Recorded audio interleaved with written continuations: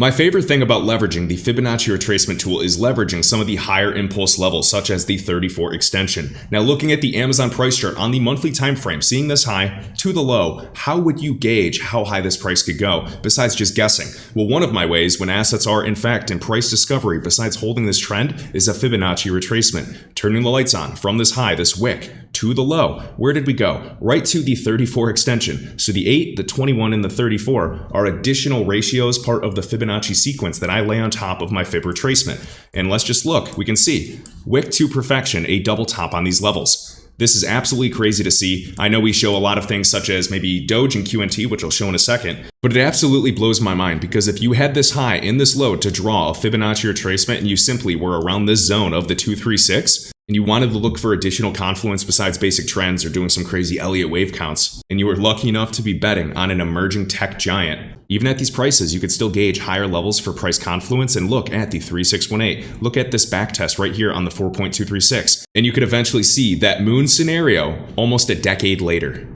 Dogecoin did the exact same thing. From the all-time high that was set in 2018 to the all-time low, took you right to a 34 extension. From QNT's previous all-time high in 2019 of July all the way to its all-time low during March 2020, when sentiment was lower than ever, if you were able to just draw a Fibonacci retracement in this asset knowing that it had such strong fundamentals and solid tokenomics, and even just accumulating during this creek, during this ride up, but even leveraging this 34 extension would still get you relatively close to the most recent all-time high. This Fibonacci retracement tool still took you less than 20% away from the target.